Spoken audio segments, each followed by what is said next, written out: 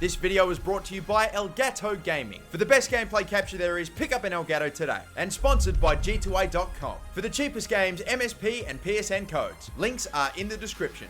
Hey guys, how's it going? MasterBucks here. Welcome to the final episode of Season 1 of the Chelsea Career Mode. We are finally wrapping it up, the first season that is, and the only game that we really have to play today, really, if we wanted, would be the Southampton game. Because if you take a look at the table, which has so conveniently disappeared on me, we are top of the Premier League by a fair chunk of points, as you can clearly see, by 8 points at the moment. As a matter of fact, if we were to win this game, it becomes mathematically impossible, with 3 games left to go, for Manchester United to catch us. So that would be insane. Even if we get a draw, you know, that might still be enough. There's goal difference that comes into play. We'd need to lose every game. United would have to win all of theirs, and they'd have to win them by a certain amount of goals as well. But who knows, man. If we can get the win, we put it to bed. If we do that, hopefully I can just sim this game or that game, and even if I somehow manage to fucking lose the game against Southampton at home, hopefully we pick up at least a point, or maybe even 2, or more than that, whatever, from these next 2 games, and then that'll pretty much be it. This game against Sunderland, we are going to play because obviously we want to play the game and lift up the trophy, and we want to see that. So yeah, it'll be hopefully won by then. It would take a bottle of massive proportions to fuck this up. I think we'll be okay though. But before we get into the game against Southampton, I'll reveal to you the player at the end of the previous episode that I got you guys to guess was indeed Wise. So if you did get him correct, then congratulations.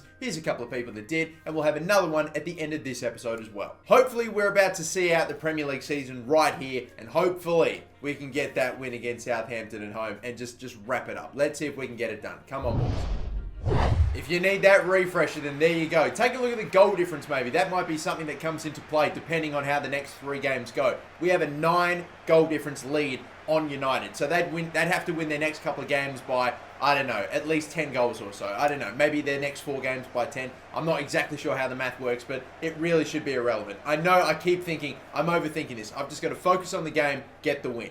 Last season, the Premier League title was actually wrapped up at Stamford Bridge. That game against Tottenham Chelsea played, they drew it 2-2 and they handed the title to Leicester. This time they can wrap it up again at Stamford Bridge, but this time Chelsea will be the winners. Bale, get going. I got the pass for you right there, son. Here we go. We want to hit them quick. Sharp turn there. Little pass in there. And again, Oscar, another nice turn. Got some space to pull it. Why not? And just a bit wide that time, Oscar. Nearly. Come on, Diego. Oh, brilliant ball. And you know what? We can sweat this. Oscar, Bale. It's 1-0. He has to slide to get it. All right, whatever. It's in the back of the net. And Gareth Bale will take the lead for Chelsea. Oh, my God. Hazard kept that in somehow. No fucking clue. Alonso, and up the middle again. What a play this is. Oh, number 2 was right there. I'm amazed that we even got the chance, but it's saved again by McCarthy, who is doing work, you know. But hopefully we can still find a way. Hazard drives right on by. Little pass into there. Can't get the shot off, picked off, and that's that. All right, 1-0. Could have had 2. Really, maybe not. Should have had 2. That didn't make any sense.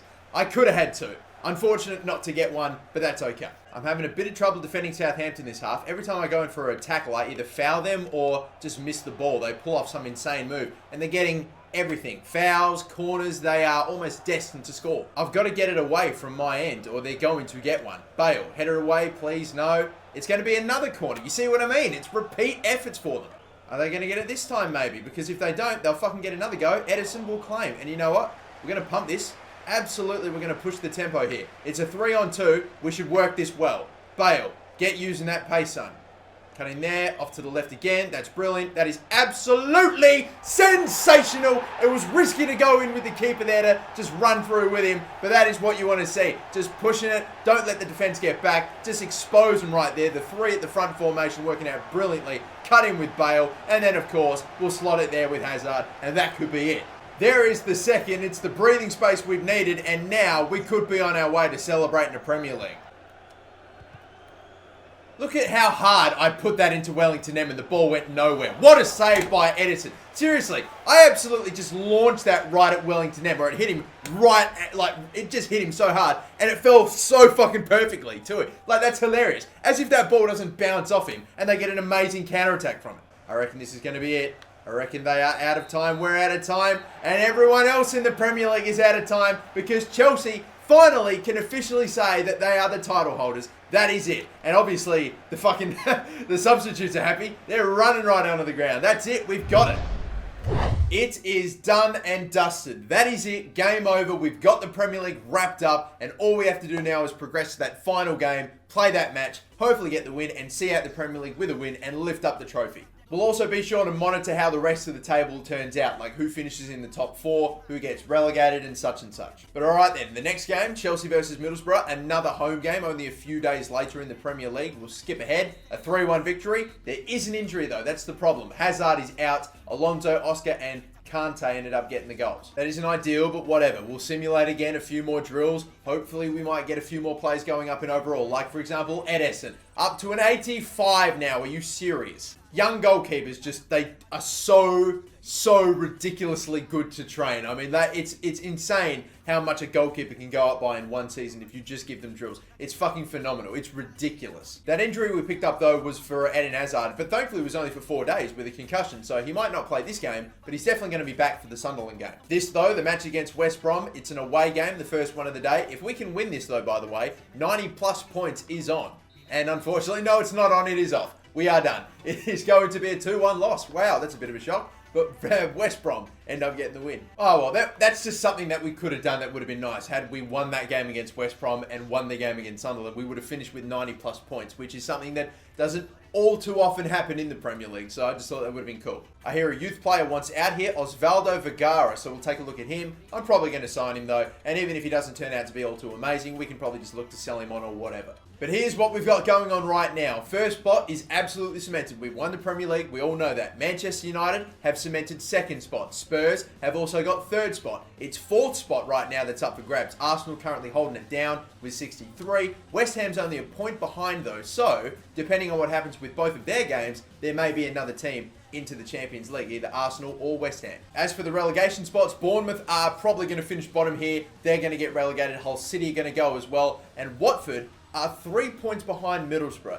Now this is interesting. If Watford were to win, and if they were to win by enough here, or what I'm saying, if they were to win, and if Middlesbrough were to lose, then they are going through. That, or should I say, it's swapped. Middlesbrough get rejected, they go down, and Watford stay up. I am definitely going to keep my eye on it and see who goes down. Only problem is Watford have to beat Manchester City and Middlesbrough. Also another tough game. They have to play Liverpool at Anfield. So anything could happen, absolutely, but it doesn't look good for Watford when you've got to beat City. Arsenal have to beat Everton to secure it as well, and West Ham have to play Burnley. So if Everton can pull an upset here over Arsenal, then maybe West Ham could make it into the Champions League. I'm all about the little other stories going on in the career mode, if you know what I mean. But whatever. It's a game against Sunderland. We're just going to play it. We're just going to hopefully win it. Lift up the trophy. This is what this game's about. Let's do it. The title's been wrapped up for some time. All we've got to do is just see it out. This is our victory lap. Let's just hope that this mob aren't a bunch of party poopers. Let's hope so. Anyway, it's Chelsea v Sunderland. Let's go. Marcus Alonso. Why not? Get it to Conte. Bale has got some space on the right. Pretty tight, but why not? Save, Pickford, header, Costa. It was worth a go, but it was too tight an angle. Off to the right again with Bale. Cutting in there, gets around, just shot. Bale hits the post, and Kante cannot get it on target. There was a bit of an open net there, but the keeper recovered well. Yeah, good run by Bale actually there. Can I try to take him on? Slide tackle is a miss, and Bale will try something, an effort from distance. Don't know why I felt like I was out of options there. Another save. Pickford's got it covered. Oh, this is how they've been set. This is what they've been setting up all game. This counter-attack, and they finally have it. McNair is the one that's forward, though. Oh, they've got it in, and what a stop by Ederson. My whole defence just went to sleep, and the ball was paced perfectly to the on-running Anichebe or whoever, and the save by Ederson just gets a hand up and just palms it away. This guy, he did not have too great a start, but he is a legit superstar keeper. Get it to him. Maybe a chance here. Saved again by Pickford. This was the guy that I was looking at getting at the start of the season. We ended up getting Ederson. It looks like from the looks of things, if I got either of them, it wouldn't have mattered because they're both phenomenal. They're both stopping everything. Sunderland had one chance the whole game. They were just parking the bus in, usual style. And fucking hell, they just went on that one counter-attack, got an amazing chance, but Ederson denied them with a sensational save. And then we've just been pounding their back door in all fucking game, just have not gotten the reward for it yet.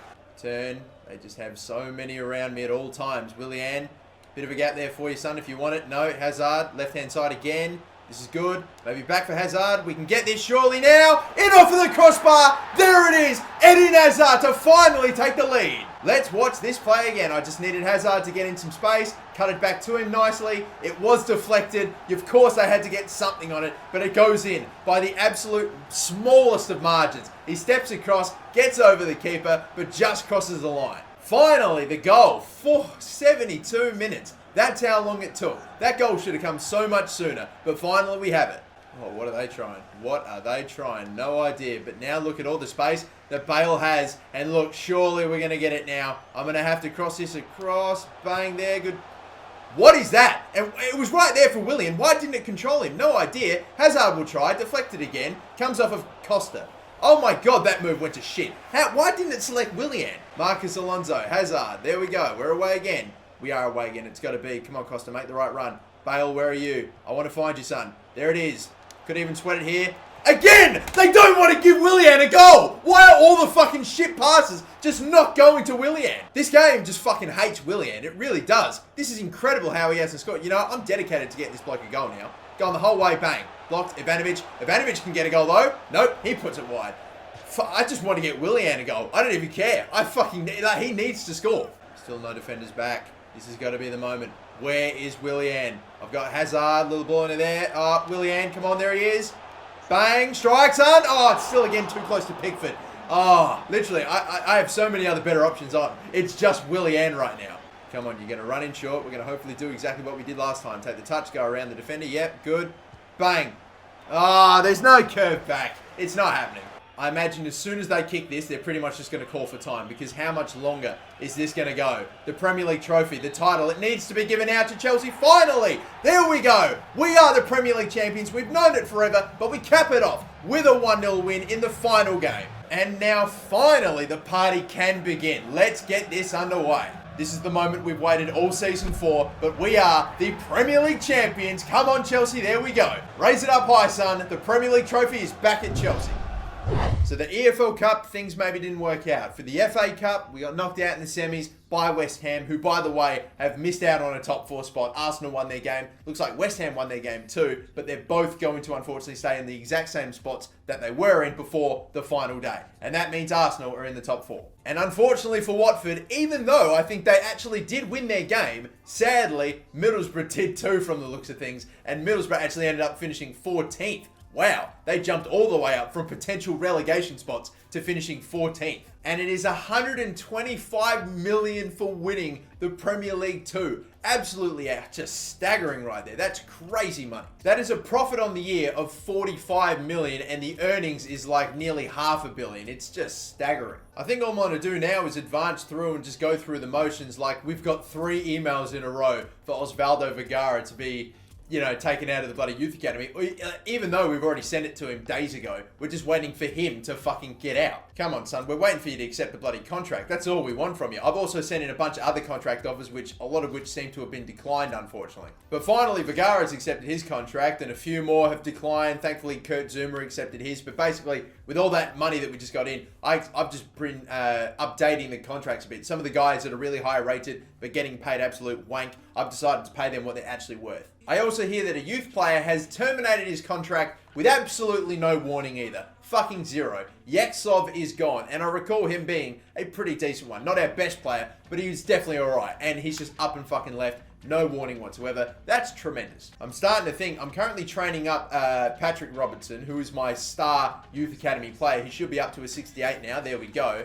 I'm wondering if I should buy him just in case he fucking buggers off. Because if I were to lose anyone, then fine. If I were to lose Patrick Robertson, then shit. I tell you what, I might actually make that a routine now. I might make that a habit where I just, no matter what, sign the best player that at the end of every season, I sign the best player, regardless of overall potential, whatever. The best player I have that I determine is, like, he's the best, I'm going to sign him. So Robinson is getting brought into the team, just as a precaution. So there we go. Robinson's accepted his contract, and we have Thomas Callas, the only player that is going to expire at the end of the season, his contract. So we're going to give him a new one. Hazard's actually hit me up and said he wants a pay rise on his contract as well. I think he's probably the highest paid player. What does he want? 400 right there. Thankfully, we've got the cash, but goddamn, crucial. I'll just give him what he wants, but 400 grand for being 90 rated, yeah, sure. But let's take a look now. The squad report, the end of season squad report, all the players and how they developed over the first season. You're definitely going to see some players going up by 1 or 2, some going up by quite a fair bit, maybe because we gave them training, or they're really, really young and have gone up by a fair bit just by themselves, which is very, very promising. Certain players dropping off as well, like John Terry, older guys that we barely showed any games to, unfortunately, that are pretty much on their way out the door.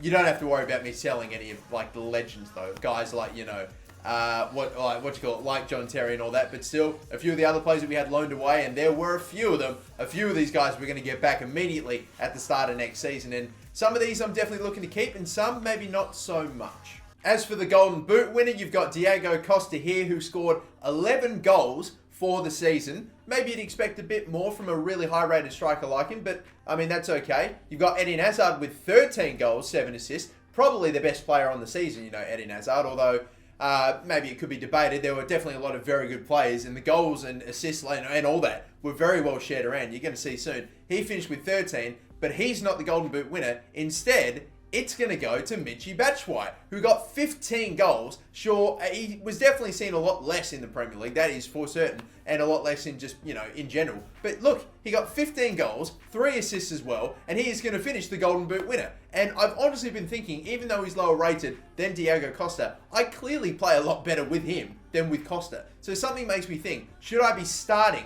Batshuayi next season and maybe Costa comes off the bench or something? I really don't know. Some other pretty decent stat lines here as well. Gareth Bale got 8 goals and 6 assists, only joining us in January, so I'll definitely take that production. You've got Oscar, 6 goals, 7 assists. You got Fabregas, 6 goals, 8 assists. Conte with 5 goals, 5 assists. Like, it's very well shared around, and I don't mind that. It's always nice having a player like, you know, Alexandre Lacazette to go and score 42 goals in one season. But I don't mind the goals being shared around.